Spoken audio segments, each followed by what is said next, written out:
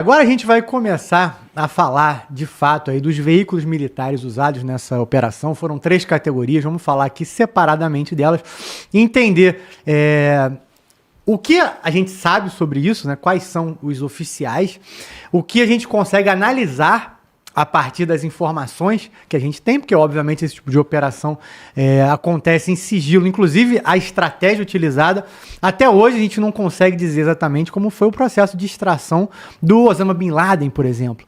Existe o vídeo, né, entrando na casa, pegando o Osama, assim como aconteceu lá com Saddam Hussein, mas a gente não sabe exatamente das estratégias. A gente pega as informações e os especialistas, os militares fazem análises em cima disso. Como nós temos aqui os nossos militares, faremos o mesmo, né? Vamos começar aqui então, Mano Walter, botando aquele videozinho aí no gatilho, que a gente vai mostrar o Maduro chegando já nos Estados Unidos e na sequência você vai ver aqui um videozinho de IA feito aí por um portal aqui também da América Latina, a gente colocou aqui para vocês poderem ver e a gente vai falar nos detalhes como foi esse processo. Mano Walter.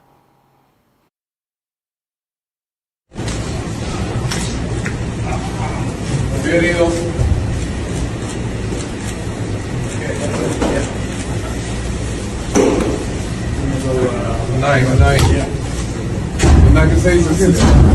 Eran las 2:40 de la madrugada del 3 de enero, cuando el silencio de Caracas se rompió. Los radares venezolanos detectan objetos moviéndose a gran velocidad. Minutos después, misiles de precisión impactan puntos estratégicos, radares, comunicaciones y pistas aéreas. No es un ataque masivo, es quirúrgico. A las 3:05 de la mañana, helicópteros militares aparecen volando bajo, usando la oscuridad para evitar ser detectados. Al mismo tiempo, fuerzas especiales se desplazan por tierra hacia un complejo previamente vigilado durante meses. El objetivo es uno solo: capturar vivo al presidente. A las 3:27 de la mañana, el perímetro está asegurado. No hay enfrentamiento prolongado. La operación dura menos de 20 minutos. Maduro es localizado, reducido y escoltado fuera del lugar. Minutos después, un helicóptero despega rumbo al Mar Caribe. A las 4:10 de la mañana, un avión militar abandona el espacio aéreo venezolano. La misión ha terminado antes del amanecer. Horas después, el mundo despierta con una noticia que sacude la política internacional. Maravilha. Julião, para a gente começar aqui, vamos entender algumas coisas da nossa primeira categoria aqui, que são as aeronaves que não são helicópteros, tá? Porque a gente fez essa separação Asa aqui. fixa. Asa fixa, porra, é outro nível. Então, nossa primeira categoria, asa fixa. A gente viu ali, né, como foi esse processo dessas 5 horas aí nesse processo de extração, e a gente teve ali, né, um bombardeiro B-1B Lancer, a gente teve 3 caças envolvi 3 tipos, né? O F-22 Raptor, o F-35 Lightning II e o FA-18 Super Hornet. E depois eu falo aqui da guerra eletrônica. Então, na verdade, essa categoria vão ser 2, tá, Júlio? Esses caças, a gente viu pouco disso, né? A gente teve alguma outra vídeo que a gente viu os caças passando rápido e soltando ali alguns explosivos. O que a gente viu mais foram ali os helicópteros. Como é que esses caças funcionam, Júlio? Da onde que eles partem? De uma base igual aquela de Trindade e Tobago? Do porta-aviões? Da onde que eles vêm? Ou a gente nem pode dizer de onde eles vêm, né? O que a gente consegue analisar a partir disso? E se dá para traçar algum paralelo com algum outro tipo de invasão. Lembrando que invasões recentes dos Estados Unidos que a gente tem nesse nível de guerra, a gente só teve aí dos últimos 20 anos, ou um pouco mais, no Oriente Médio. A gente teve Afeganistão, teve Iraque, e por aí vai, né? A gente não teve nada. Foi um choque para todo mundo ver os Estados Unidos, depois de décadas de Guerra Fria, basicamente tomando espaço na América Latina, não pelo poder bélico, mas pelo poder financeiro, pelo poder, enfim, outros tipos de poderes, que não é o momento agora para entrar nisso, viu os Estados Unidos atacando. Então, Júlio, vamos começar aí pelas aeronaves de asa fixa. Muito bom, Eric. São 2 categorias básicas, caças e bombardeiros. Você falou no B-1B Lancer. É um avião grande que geralmente, ele está até aí na imagem, é um avião grande que leva uma quantidade de bombas gigantescas, que bombas inteligentes, bombas planadoras, bombas de fragmentação, enfim. O espectro e o cabedal que essa aeronave leva de bombas de explosivos é muito grande. E ela faz o ataque de uma altitude muito grande. Então, a vantagem é ela não ser vista, poder fazer o seu ataque ao alvo sem ser percebida. Como já falamos antes, que os radares foram interferidos. Então, é uma aeronave bastante grande. Já foi substituída, né, está sendo substituída atualmente pelo B-2, né, com aquele formato de asa delta, que é das aeronaves, ou a melhor, é a aeronave mais cara, né, do inventário da Força Aérea Americana. Então, podem ter acontecido bombardeios com várias aeronaves. Foi citado o B-1, pode ter sido usado o B-2 e até mesmo o F-117, que é aquele que parece um morcego, que é muito facetado a sua superfície por ser stealth. Ele não é detectado pelos radares. Então, essas são as 3 aeronaves que poderiam atuar muito antes da operação começar. Mas também temos os caças, que o Eric falou, o F-22, o F-35 e o F-18 Super Hornet. São 3 aeronaves, né, de superioridade aérea que combatem outros aviões, mas podem sim fazer ataque ao solo, dependendo do que ela leva, como mísseis e bombas embaixo da sua asa. Então, né, nos cabides da asa, essas aeronaves são, na categoria, as melhores aeronaves do planeta, concorrem ali, né, com os Sukhoi de modelos mais novos da Rússia e umas últimas aeronaves lançadas pela China. Somente esses países podem concorrer nesse alto grau dessa categoria. Então o F-35 e o F-22 e o F-18 Super Hornet são esses aviões que podem atacar solo e defender, né, toda a parte aérea que está em deslocamento.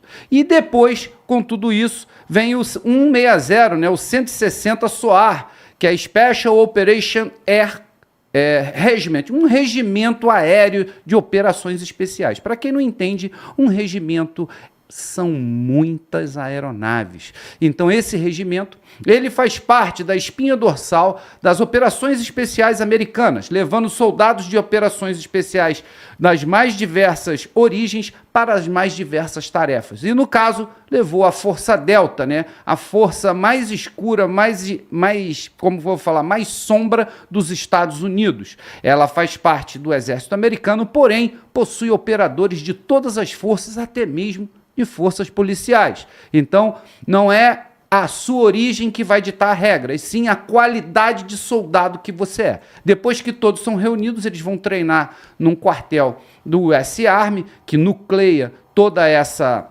força chamada Força Delta, que estava embarcado nas aeronaves que foi com o 160 SOAR, que já são outras aeronaves que o Eric vai comentar agora, que são as de asa rotativa. Perfeito, Júlio, perfeito. Bom, mas eu também quero ouvir o comandante Vilas Boas aqui. Nesse cenário, comandante, onde a gente tem esses caças, esses bombardeiros, a gente viu, né, que partes ali de Caracas e até outras cidades foram atingidas, mas ao mesmo tempo teve ali algumas bases ali, não sei nem se dá para chamar de base, né, mas algumas áreas militares, e também muita gente ficou um pouco chocada com a quantidade. Né? Pô, pra que tanto caça? A gente, inclusive, colocou as imagens aqui dos que são oficiais, mas como o Júlio falou, a gente sabe que existem outras naves. A gente só não tem a confirmação exata delas. Mas teve uns ataques estratégicos, né, comandante, que faz parte desse processo de dominação. Né? E aí eu queria entender melhor isso. Esses ataques acontecem para que não tenha reação, esses ataques acontecem para mostrar do que os Estados Unidos é capaz caso as pessoas reajam, porque, sem querer fazer uma comparação chula aqui, eu lembro de um filme aí antigo dos anos 90, que passava toda hora lá na sessão da tarde, que aqueles filmes de adolescente, que ia ter uma briga de colégio, e aí o cara chama 30 amigos pra ir pra briga. Aí só tem meia dúzia do outro lado, acaba não tendo briga, e na hora que os caras estão indo embora, eles falam assim, porra, aí os caras trouxeram 30 caras pra briga e nem teve briga. Só que só não teve briga porque você levou 30 caras, uma briga que tinha 5 do outro lado. Então acho que muita gente não entende que você precisa de tudo isso pra não ter reação. Porque se você pegasse, mas só usou 10% dessa força, se levasse só 10%, talvez teria reação. Como levou tudo aquilo, tem muita gente, como a gente já comentou aqui no programa, que achou melhor nem fazer nada. Olha, eu nem fui comprado, mas, porra, eu tenho família em casa, eu vou entrar nisso pra quê? Já mataram um monte de gente. Confirmados foram mais de 80 dos mortos, mas quando a gente fala confirmados, a gente sabe que nos próximos dias vão descobrir mais mortes aí e até quem eram. Até o momento, pessoas que estavam nas instalações militares e seguranças de Maduro ali, que foram literalmente destroçados. Comandante Vilas Boas. Eric, como você colocou, o planejamento e execução de ações aéreas dessa magnitude, eles são bastante complexos, né? Então, quando você mencionou a enorme quantidade aí de aeronaves, sejam elas de asa rotativa ou de asa fixa, que são os termos técnicos que a gente utiliza para aviões e helicópteros, isso envolve uma gama de organização, de planejamento e execução. Então, não é simplesmente você pegar, como você colocou, os 30 amiguinhos, né, e levar lá para a briga do final da saída da escola para evitar que aquilo aconteça. A filosofia é justamente essa, mas isso é feito de forma muito organizada, tá? Então, só para começar a mencionar, além do que o Júlio comentou na explicação das aeronaves, a gente separa essas aeronaves, digamos assim, em dois grandes grupos, né? Primeiro são as aeronaves operadas pela Força Aérea Norte-Americana, e o segundo grupo, as aeronaves operadas pela Marinha dos Estados Unidos. Tá? Praticamente a Marinha dos Estados Unidos, só operando dentro do Gerald Ford, o porta-aviões nuclear, ela tem uma capacidade de transporte de cerca de 75 caças, que só em termos comparativos é maior que muitas forças aéreas aqui da América do Sul. Então a gente tem as aeronaves que operam de bordo desse porta-aviões, no caso o F-18 que o Júlio falou, a gente tem as aeronaves de alerta aeroantecipados locais que saem dos porta-aviões, a gente tem os F-35 que também são aeronaves navais. Tá? Eles podem sair de terra também, mas não é o convencional. Você não constrói e movimenta um porta-aviões de 100 mil toneladas para que você tire a ala aérea, que é assim que são chamados, de bordo, né, que é de dentro do navio, e operem a partir de terra. Isso é possível, isso é uma flexibilidade, mas não é a vocação da ala aérea dos porta-aviões dos Carrier Strike Groups, né, que a gente opera a partir dos porta-aviões. E as outras aeronaves, o F-22, os bombardeiros estratégicos que você falou, no caso o B-1 Lance, eles operam a partir de terra, de bases aéreas de terra, porque eles são operados por meio da Força Aérea Norte-Americana. Então, como é que é uma forma geral, né? Não dá para explicar justamente que a gente não vai ter hoje as informações diárias, né, do que como é que os Estados Unidos, como é que o Comando Conjunto planejou essas ações. Mas, de uma forma geral, o que se faz? Primeiro, você se decola com as aeronaves de alerta aéreo antecipado, que são essas que a gente falou aqui, no caso da Marinha Americana, o E-2C, os ROCAIs. O que eles são? Eles são aeronaves que basicamente têm um radar em cima da aeronave. O que ele quer buscar com isso? Ele quer que o alcance dos radares do navio seja aumentado. Então, ele decola, ele vai para longe, ele vai para o alto, e a partir dessa posição mais avançada, ele consegue guiar as ondas de aviões dos caças que estão vindo para fazer as suas ações em terras. Então, a primeira coisa que se coloca no ar, quando o porta-aviões está em operação, é justamente esses radares aéreos que vão dar visibilidade maior do que está acontecendo. Passo seguinte, se decolam com as aeronaves, né? No caso, o Júlio colocou, não sei se falou direito, ou se ele me deixou para falar depois, com as aeronaves de guerra eletrônica, que no caso da Marinha Americana são representados pelo o EA-18G, que são as aeronaves justamente que vão fazer, como a gente comentou no bloco anterior, a supressão, que eles vão cegar os radares inimigos. Eles fazem isso por meio de armamentos específicos, de mísseis principalmente chamados mísseis anti-radiação. Como é que eles funcionam? Quando um radar venezuelano ele é ligado, ele automaticamente ele tem que emitir um feixe eletromagnético para buscar aonde estão as aeronaves americanas. Quando ele faz isso, ele se mostra no radar. Então ele aparece por meio dessa emissão eletromagnética. Os mísseis anti-radiação empregados pelas Forças Armadas norte-americanas, chamado o modelo principal é o AGM-88, justamente eles identificam essa emissão eletromagnética e atacam aquele que justamente estava tentando enxergar o americano. Então isso vira um jogo de gato e rato, onde o sistema de defesa antiaéreo ele tem que tentar evitar fazer essas emissões para que ele não seja identificado e, com isso, receber um míssil na sua posição. Essa aeronave que está colocando aí o Hawkeye, onde tem essa plataforma, esse disco, que é um radar que faz o alerta aerotrancipado e faz o guiamento final das aeronaves que vão atacar o solo. Então, uma vez que ele colocou essa aeronave, que ele consegue aumentar o raio de controle, o comando e controle, depois ele cega o sistema de defesa antiaéreo, ele vem com os seus caças furtivos, basicamente representados pelo caça da Marinha Americana, o F-35, e pelo F-22, o Raptor, que são as aeronaves mais modernas, os caças de quinta geração mais furtivos que a gente tem presente na arena de combate, do combate aéreo no mundo hoje. Então, eles vão entrar utilizando a sua característica stealth, o que os sistemas de defesa antiaérea não conseguirem ter sido neutralizados anteriormente, esses caças vão fazer essa supressão, lembrando que eles são caças de múltiplas ações, então eles conseguem fazer, além da supressão da defesa antiaérea inimiga, eles conseguem fazer ataque aéreo ao solo, eles conseguem fazer combate a que é o dogfight, então eles são aeronaves multiversáteis. Depois eles saem, ou podem sair ou não, para entrar os F-18. Quem são os F-18? Eles são aeronaves um pouco menos modernas, essa que está aparecendo na imagem mostrado aí, mas eles são a espinha dorsal da ala aérea de combate da Marinha Norte-Americana. Eles são caças extremamente provados em combate, extremamente eficientes, com capacidade de operar de diversas formas, então eles vão alternar e destruir os alvos que não foram destruídos anteriormente pelos caças lançados nas ondas anteriores.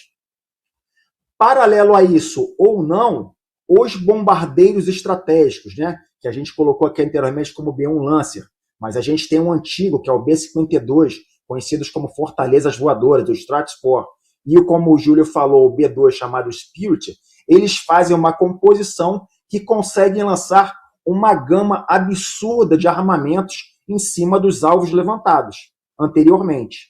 Então, essa composição dessas ondas aéreas com aeronaves com tarefas específicas, elas se fazem necessárias e vão ajudar a somar e fazer essa composição das 150 aeronaves mencionadas, que inicialmente dá um contexto muito grande, mas na verdade não é, porque existem as aeronaves de asa fixa, os aviões, existem os helicópteros que estavam operando e existem um pacote de aeronaves que ficam praticamente em stand-by. O que é stand-by? Eles ficam em patrulha aérea de combate em condições de responder qualquer pedido de algo que dê errado no chão. Então, durante a ação executada, que foi mencionada rápida, né, foi durante 20 minutos, isso foi o certo, deu tudo certo. Agora, se algo desse errado, os pedidos de apoio aéreo aconteceriam de forma sequenciais. E aí, essas patrulhas aéreas de combate que fariam o apoio aéreo ao solo de acordo com a necessidade pedida pelas tropas de operações especiais internas.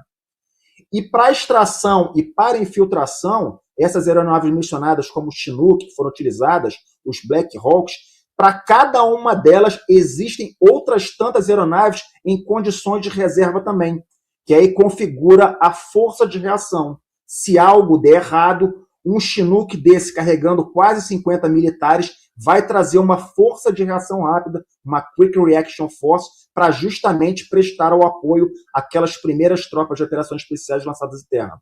Então, essa composição toda, ela tem que ser muito bem planejada, muito bem coordenada, para que aquilo tudo entre nessa sequência e saia também nessa sequência, de forma que o objetivo principal, que no caso aqui era representado pelo o alvo de alto valor, né, o Maduro, fosse extraído em segurança, com vida e levasse para os Estados Unidos, conforme a gente viu até agora, amigo Eric.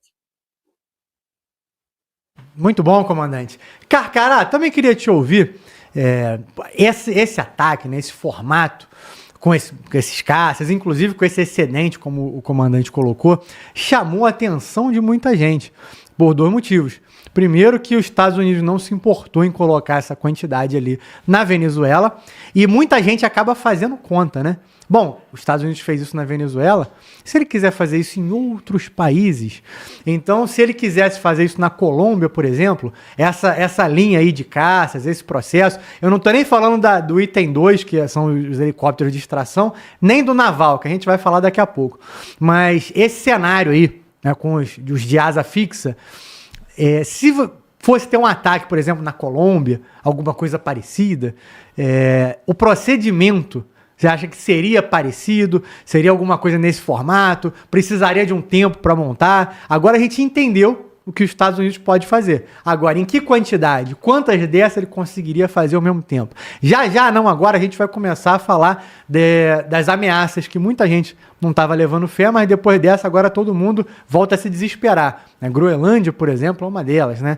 Que a gente vai falar daqui a pouco. Mas o que você acha, Carcará? Se a Colômbia poderia sofrer alguma coisa aí no futuro com relação a isso? Se sim, se a operação seria parecida, se seria completamente diferente, se não dá para saber, a gente quer te ouvir, depois a gente passa aí para a questão da extração em si.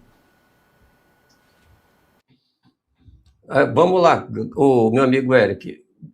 Falo já da Colômbia. Vou explicar, o público merece, né? Os Night Stalkers, eles são transportadores de tropa. Eles não fazem ação do terreno. Eles fazem porque eles têm armamento, mas eles não fazem como soldado. Ele transporta a elite da elite americana, entendeu? Ele é o esquadrão de transporte.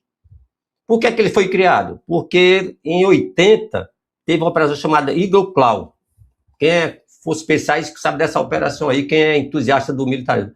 Que era uma infiltração pelo deserto para lá na embaixada iraniana. Deu tudo errado, os helicópteros caíram, bateram um no outro, ninguém sabia navegar com OVN, o nego bateu em dunas, que é duna lá de 500 metros, eles bateram, não entendiam o terreno. Então eles criaram esse esquadrão. Em 93, teve aquela operação lá em Mogadiscio, que tem até o filme Black Hawk Down, foi um verdadeiro inferno. Por quê? Fizeram a infiltração diurna usando essas mesmas aeronaves, porém o treinamento não estava com a curaça que existe hoje. O americano botou remos na água, barba de molho, meu irmão, onde é que a gente errou na primeira e na segunda? A primeira porque a gente não tinha nada, não tinha tecnologia. A segunda a gente tinha tudo, não tinha o treinamento adequado e fomos no horário errado. Agora estamos na Venezuela. O americano não vai dar o mole. Eu passei aqui 3 meses falando, o americano não vai repetir o erro do Vietnã, nem o erro lá de Mogadiscio, pô. Quer fazer infiltração de urna, achando que é oba-oba para... ia ser, se o americano faz essa infiltração de urna, ia ser dizimada as aeronaves todas. Então, o que ele fez? Esperou o melhor horário. Qual o melhor horário? Noite perfeita, escuridão, com um bom luar, para ele não usar muito faixa de luz, os OVNs com toda a sua potencialidade e a equipe dos Night Stalk altamente preparado para navegar a baixa altura. Para você ter uma ideia, os Night Stalk equivalem no Brasil a uma brigada. Lá são 3 batalhões mais uma companhia de treinamento, tipo o CIOP dele lá, Centro de Instrução de Operações. Então, o que é que o governo americano fez? O Pentágono pegou todos os operadores, a partir de hoje vocês só vão se infiltrar em situação através dos Night Stalk. O que é que eles fazem? Pegam os melhores pilotos das 3 forças, Guarda Nacional, não importa. O cara é bom pra caralho. Ah, ok, tu é bom pra caralho, tem quanto tempo de voo? Hora de voo? Tem 500 horas, não é bom pra caralho.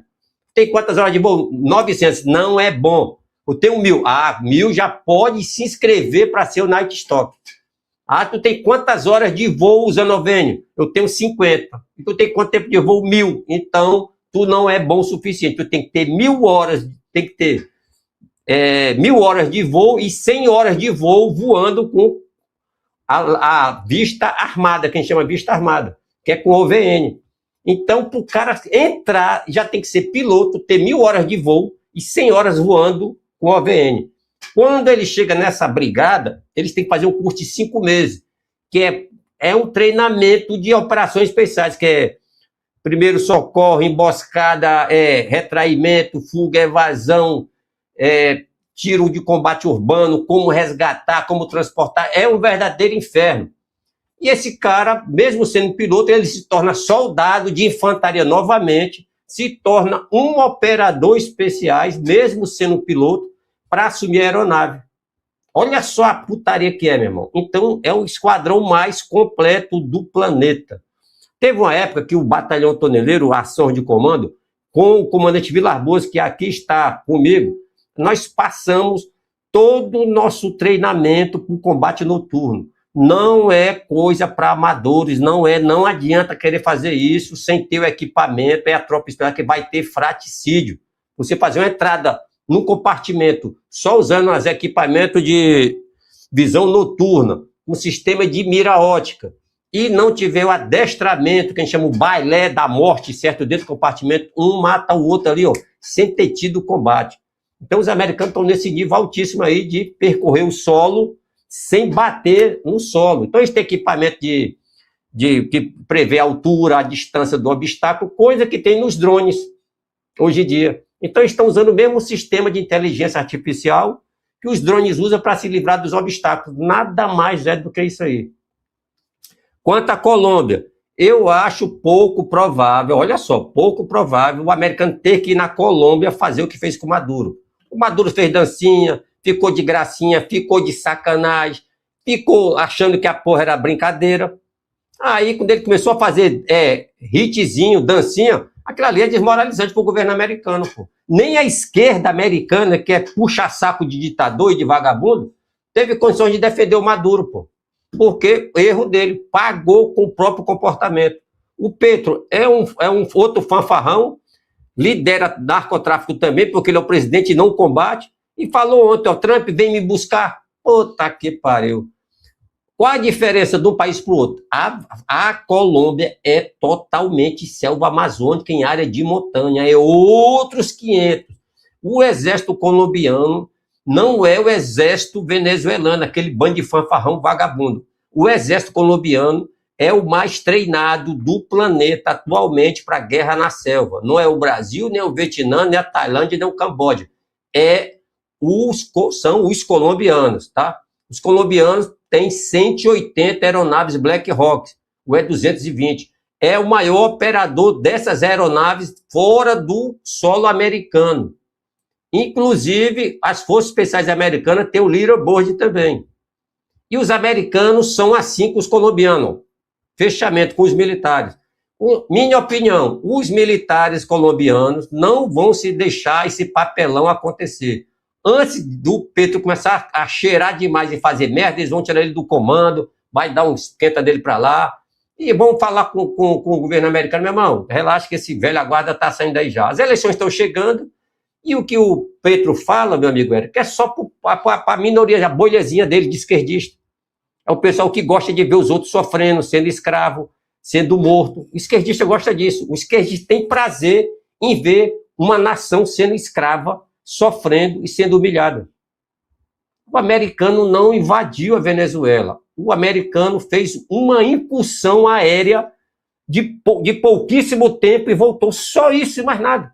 Ele não bombardeou para lá, para cá, não tocou nada, não precisou. E se for para fazer isso na Colômbia, vai ser rápido? Não. Muda todo o teatro de operação, muda a altitude da atuação das aeronaves, vai ser grande altitude ali, de média altitude para grande altitude já, porque é área de montanha. O tropa colombiana não é brincadeira, não é qualquer militar do planeta que bate de frente com esses caras, que eles estão 56 anos, 58 anos, 60, lutando na selva contra as guerrilhas mais ferranhas que tem a área de selva. Tá bom, meu amigo? Então, caso isso aconteça, remos na água, treinamento, tudo de novo. O poder de fogo vai ser muito maior caso tenha que pegar esse cara lá dentro da Colômbia. Apesar que a Colômbia tem uma força aérea fraca, um sistema de defesa antiaéreo fraco e um sistema de guerra eletrônica fraco. Não é igual a Venezuela, que foi armado pelos russos, só que o sistema foi desligado. Ou foi o Putin que ligou pro Trump, meu irmão, tá comigo, desliguei essa porra aí, pode passar. Não duvidem disso, eu falei, quando o Trump for atacar, ele vai ligar, o camarada Putin, qual a ideia aí? Dá para desligar essas baterias aí? Tá na cara que as baterias não funcionaram, senhores. Muitas porque foram realmente alvo de bombas e outras foram simplesmente, não funcionou, não liguei, ninguém avisou. Vamos botar a culpa no ciclo Oda, que é observar, orientar, decidir e agir. Ah, não, eu não ouvi porque destruiu lá o centro de comunicação, eu não atirei porque ninguém mandou a mensagem, quebraram o ciclo Oda, todo americano com essa linguagem, e é a desculpa perfeita. Valeu, senhores. Quanto à Colômbia, é muito mais à frente esse buraco aí, tá, meu amigo Eric?